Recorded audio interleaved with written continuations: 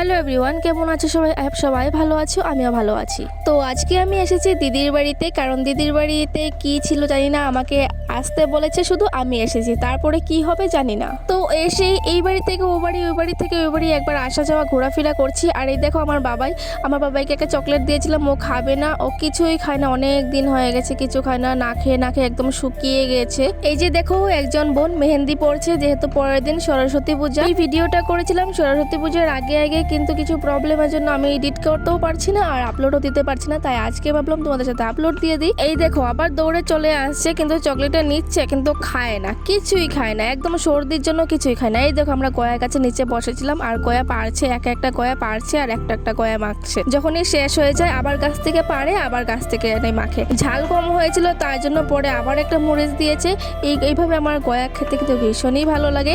আর এই গয়াগুলো ছিল অনেকই টেস্টি গয়া ছিল, গয়ার ভিতরে বিচিগুলো একদমই কম ছিল, গোটি নাই বলতে পারো।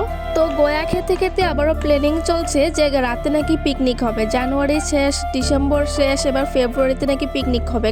কারণ দিদি নগাঁওতে থাকে না, দিদি ডিমাপুরে থাকে। ডিসেম্বর জানুয়ারি মাসে দিদি আসতে পারে নাই, ফেব্রুয়ারিতে এসেছে, তার জন্য ফেব্রুয়ারিতেই পিকনিক হবে আর আমাকে তার জন্যই ডেকেছে, আমি পরে বুঝতে পেরেছি। আর এদিকে দেখো একটু পর পর একটা গয়া পারছি, একটা মাখাচ্ছি, আবার মাখানোর সাথে সাথে শেষ হয়ে যাচ্ছে, মানে কেউ ঠুটে মুখেই লাগছে না মানে। আর এদিকে তো লঙ্কাগুলো একদম চটকে মাখছে, একদম দেখে আমার এখনই ঝোল চলে আসছে মুখে। কে কে খেতে ভালোবাসো একটু কমেন্ট করে জানাবে তো। আবার গয়া শেষ হতে না সাথে দিদি ডাকছে, আয় ভাত খেয়ে যা, অনেক দেরি হয়ে গেছে, 3টা 4টে বেজে গিয়েছিল ভাত খেতে খেতে, তার জন্য রাতেও পিকনিকটা ভালো করে হয় না। এদিকে দেখো দিদিভাই মাছের কালিয়া বানিয়েছিল, ডাল বানিয়েছিল, বেগুন ভাজা বানিয়েছিল, আধা খাওয়া দাওয়া হয়ে গেছে। তারপর আমি ভিডিও ক্লিপটা নিয়েছি, কারণ আমি একদমই ভুলে গিয়েছিলাম যে আমার ভিডিও ক্লিপ নিতে হবে। গাইস তোমাদেরকে আরেকটা কথা বলছি, আমার দিদিভাই কিন্তু অনেক সুন্দর টেস্টি রান্না করতে পারে আর নতুন ডিশ কিন্তু বানাতে পারে, সব কিছুই বানাতে পারে। নিমকি থেকে বরফি, তারপরে আরও নতুন যা আছে সব কিছুই কিন্তু মোটামুটি আমার দিদিভাই বানাতে পারে। যে আমার দিদিভাইয়ের হাতে রান্না একবার খেয়েছে সেই বলতে পারবে, না হয় তোমরা বলতে পারবে না। এইদিকে দেখো দিদিও বসে পড়েছে খেতে, কারণ অনেকটা দেরি হয়ে গিয়েছিল, তার জন্য দিদিও বসে পড়েছে। আর দিদি খাওয়া দাওয়া শেষ, সন্ধ্যা হয়ে গেছে, সন্ধ্যার সময় আবার চা খেতে পিকনিকের প্ল্যানিং চলছে। এই কত টাকা দেবে আর কি আইটেম হবে সব কিছুরই একটা হিসাব নিকাশের একটা ব্যাপার আছে, তার জন্য সবাই একসাথে মিলেমিশে সব হিসাব নিকাশটা করতে হয়। এখানে দেখো দিদিভাই কত টাকা দিয়েছে, টাকাটা দিবে কেমনে দেখবে। সবাই কিন্তু এখানে কি খাবে আর কে বাজার করবে সবকিছুর ডিসকাস চলছে। আর এদিকে আমি আলাপ আলোচনাগুলো শুনছি আর সবার মুখের দিকে একবার করে তাকাচ্ছি, যে এক্সপ্রেশন দিচ্ছে একজন মুখের, মানে কি আর বলবো, তোমাদেরকে সবকিছুটা দেখাতে পারিনি, কারণ সবাই ক্যামেরাতে আসতে ভালোবাসে না, তার জন্য সবকিছু দেখানো যায় না। আর এদিকে আমি সব মানে গল্পগুলো গিলছি, যেহেতু আমি কিছু বলতে পারবো না, আমি অন্য জায়গা থেকে এসেছি, দিদির বাড়িতে এসেছি, আমি আর কি বলবো। আর পিকনিকের যে প্ল্যানিংটা হয়েছিল সেটাও হুট করে হয়েছিল।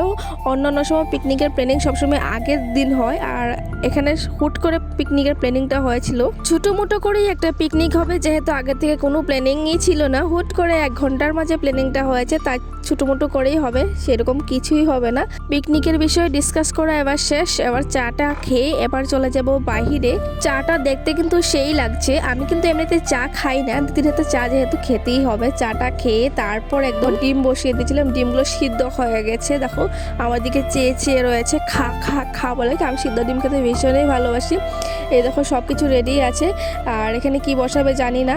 আর এবার আমি ডিমগুলো ছুলবো, এখানে মাংস রেডি আছে, সব কিছু অল্প করে রেডি হচ্ছে, যেহেতু আগেই বলে দিয়েছিলাম পিকনিকটা বেশি বড় ধরো হবে না, কারণ আমরা কয়েকজনই আছি আর 1 ঘন্টার মাঝে প্ল্যানিংটা হয়েছিল, তাই ছোট্ট মোট্ট একটা করে পিকনিক হবে। এখানে আমি ডিমগুলো ছুলে এবার দেখো খাওয়া শুরু করে দিয়েছি, সবে একটা করে ডিম খেয়ে পিকনিকটা স্টার্টিং করবো কি। আর আমার দিকে একবার তাকিয়ে দেখো, আমাকে দেখে মনে হচ্ছে না যেন আমি 3-4 বছর ধরে অনাহারে না খেয়ে আছি।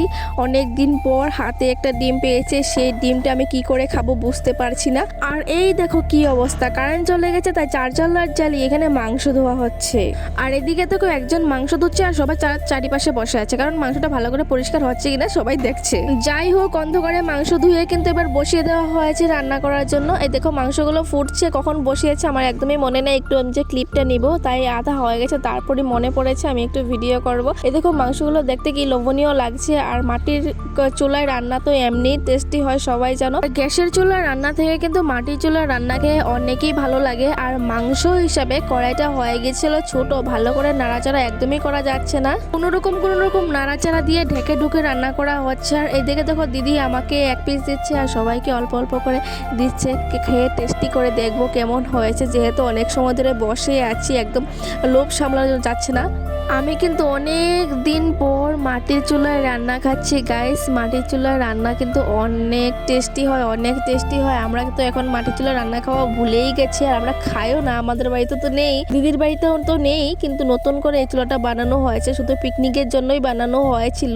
আর লোভ সামলানো যাচ্ছে না, কড়াইয়ের পাশে বসে কি লোভ সামলানো যায় বলো তো? তাই আমি বাটি নিয়ে বসে পড়েছি, মাংসগুলো খাবো, সব খেয়ে নেবো ভাবছিলাম, সব খেয়ে নেবো। এখানে দেখো কত বড় বাটি দিচ্ছি, আরও মাংস ভরে নিয়েছিলাম, সেগুলো খেয়ে তারপর অর্ধেক টুক তোমাদেরকে দেখিয়েছি, না হলে তোমরা বলবে আমি রাক্ষস হয়ে গেছি। তার জন্য অর্ধেক টুক মাংস নিয়ে বসেছি, আর এখন তো খেতে পারছি না, এত গরম, তার জন্য প্লেটে নিয়ে নিচ্ছে, প্লেটে নিলে ঠান্ডা হয়ে যাবে তাড়াতাড়ি। আমার চারিপাশে কিন্তু অনেক লোকজন বসেছিল, আর আমি এত বড় মাংসের বাটি নিয়ে বসেছিলাম। তারপর ভাবলাম সবাইকে যদি এক পিস মাংস না দিয়ে খায় আমার তো পেট ব্যথা করবে, কি আর করা যাবে, করার কিছু নেই। তাই সবাইকে এক পিস মাংস দিয়ে দেই। আর এমনিতেও তো সবাইকে দিয়ে খাওয়াটা ভালো, একা একা খাওয়া একদমই ভালো না গাইস। আমি সবকিছুই বুঝি, তার জন্যই আমি সবাইকে দিয়ে তারপর খেয়েছি, সবাইকে দিয়ে আমি অল্প একটুই খেয়েছি। আবার তোমরা বলো না যে আমি একাই সব খেয়ে ফেলেছি, আমি কিন্তু একা একটুকু খাইনি, সবাইকে দিয়ে খেয়েছি। রান্না হয়ে গেছে, চুলাটার দেখো কি অবস্থা হয়ে গেছে, তেল তুল ছিটে মিটে একদম অবস্থা নেই। সেখানে আমার হাতগুলো বরফ হয়ে গিয়েছিল, আমি একটু হাতগুলো গরম করে নিয়েছি। আর ভিডিওটা আমি এখানে শেষ করে নিচ্ছি। যদি ভালো লেগে থাকে সবাই একটু লাইক, কমেন্ট এন্ড শেয়ার করে দিবে।